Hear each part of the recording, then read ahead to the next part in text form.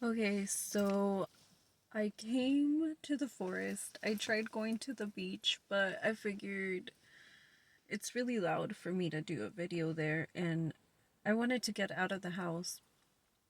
Um, for my healing update, I've been going through a lot of transformations, a lot of death and rebirth, a lot of changes, a lot of different perspectives, a lot of growth, just a lot. Um, as of last Thursday, I had a huge shift happen.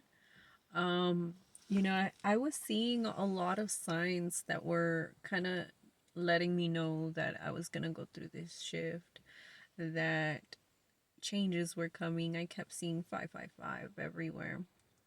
I kept seeing 1111, 222s, 444s, 333s, 999s, like 888, 777. Literally all of the numbers. I kept seeing 911. I kept seeing 311, 411, 611. I kept seeing animals in pairs. I kept seeing just so many things. But first, I was seeing a lot of things dying. And then all of these things coming in twos. I also saw an owl flying by my house. Before that, I would hear this owl months prior to me seeing him. At one point, this owl stood by my house.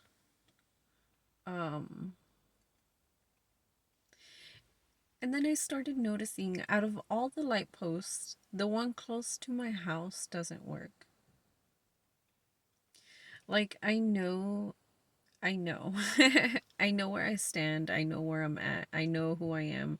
I know where I've been. I just know. And I know that also my protection barrier has something to do with it, but it's just a lot of things happening and that happened and that I went through, and a lot of signs like 123 as well, 1234, changes like that, and then mirror numbers 1001 or like 1551 and stuff like that. Like, it was just too many coincidences. And at one point I was like, am I the one dying? Like, when this happened like a few years ago, that I went through a huge transformation like 6 months before my dad passed away, I had the same experiences and I thought it was gonna be me. And I was like seeing the signs, and I was hearing the voices, and I was hearing the whispers, and I was hearing like everything like this. And I was like, what's happening? Like, what's going on?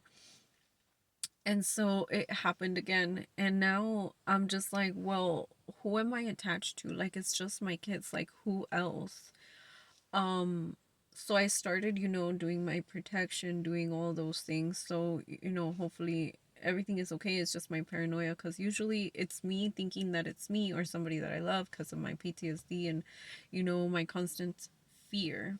And that's one thing that I know that I need to work on, is my fear, because my fear blocks my intuition. Sometimes I can't tell between fear and intuition, and sometimes I can't tell between instincts and my intuition. So I'm trying to decipher those things as of now. I've been healing nonstop. I've been dealing, I've been releasing, I've been just transforming myself, not only from the outside, but also from the inside. Like, mainly from the inside. The outside is just slowly coming together as I'm working only on the inside. I don't know. It's weird. Like, I just kind of seem, or like, at least to me, like, I seem different. I feel different. Um, like, yes, I still have certain perspectives, but now I have boundaries around these perspectives. And whereas to before, I had walls. Before, I had these walls, but now I have boundaries, which I replaced with instead of those walls. um and like I'm growing more confident in myself, in my ability to stand up for myself without having to always fight, because we're not children anymore. Like, we are grown as adults and we are trying to learn how to communicate, which is what I'm trying to do. Because, before it was always like, I can't communicate, so let me just, action. Let's just fight. Let's just do let's just do this so we can squish it, because I don't know how to communicate my feelings properly. I don't know how to express to you that I'm angry, or that I'm sad, or that I'm whatever, because of whatever reason. Oh my god, there's a deer up there. I know that you guys are probably not gonna see him, but let's see if he moves eventually. Oh, Sakura's coming. Okay, so he's somewhere around this area, if I'm not mistaken.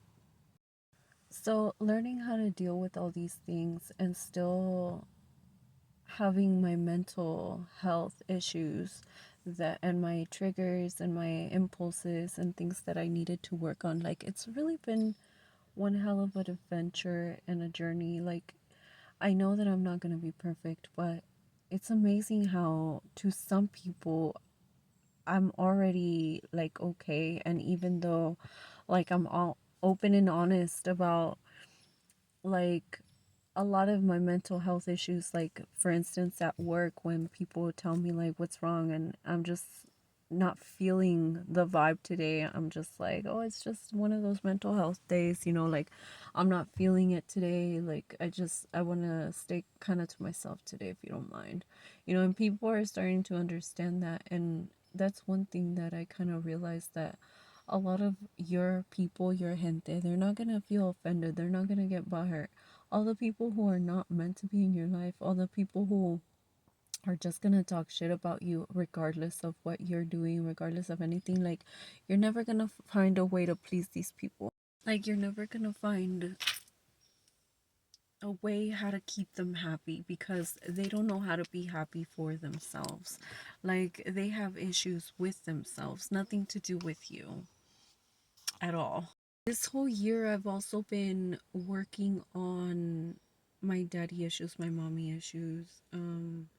I'm gonna post a list of what these look like on my Instagram. I'm gonna be a little bit more active on my Instagram and on stuff like that. I want to keep record of pictures and stuff of, like, my bucket list and things for my kids, mainly, or for my own memories, because I love having pictures. And for the past few years, I really haven't taken that many pictures. I mean, I took a few pictures, but not as many as I used to. And I love going back, looking at pictures, looking at my memories, and stuff like that. And I want to do that again. And I want to be more creative with my pictures and my adventures and stuff like that. A little bit more open with my private thoughts online as well. um I am finding more of my own balance within. I am finding more about myself. I am discovering so much that I didn't know, when it comes to my likes, my wants, my don't wants, my needs, my, must haves, my, like, just literally things that I didn't even realize that I had to already know, or kind of keep together, or, like, because a lot of the times I knew what I had to bring, like, I had to bring to the table, like, I know what I have to offer, this and that. But I literally was like, okay, with whomever chooses me and they show me unconditional love, da da da da. But the thing is that nowadays everybody has conditions. Everybody has conditions when it comes to love. And in my opinion, for me, I think that these conditions should come before you get in a relationship with people. That way, when you're already in a relationship, like, you can give your unconditional love and not have it be labeled as gaslighting, when you're just trying to be romantic, or you're trying to make good memories, or you're trying to, like, just be you and express the love that you have, without people calling it gaslighting. And I know that a lot of us that have these mental health issues, especially like ADHD, a lot of people tend to tell us that we do gaslight. So if if you're one of those people, like, don't get discouraged. Like, you know what's going on in your head, and you know how quickly we get overwhelmed. It does not mean that we stop loving the person that we're with. It does not mean that we don't want them to touch us. It's just sometimes we just can't tolerate those things, and the person that you are going to be with, the person that you're destined to be with, is going to understand those things too, because that is what unconditional love is. It's understanding both sides, not just one. It's making sure that you both are feeling heard and being heard in your own love language. So that way there's no gaps in between, or there's no misunderstandings. And I guess the one thing that I learned this year that was very valuable to me, that I'm, carrying with me forever, is basically, yes, learning and knowing your love language is important. It is. But what is also important is for you to learn their love language and make sure that you're with somebody who knows what their love language is. And that has the patience, especially if you have like ADHD. I saw it on my, if you have like ADHD or some type of mental illness, um, or anything like that, that you guys have somebody who is supportive, who has the patience, and who understands that this is not going to happen overnight. Somebody who understands. It's at 11:33. Somebody who understands that these changes may take time. These changes may take up to years, um, and stuff like that. So for all of you guys that are going through, mental health issues and stuff like that, and you can't find your way, I do recommend spirituality. It has nothing to do with religion and everything to do with you, like yourself and your connection to the universe, to the divine, to, source, to God, to whomever you feel comfortable calling it.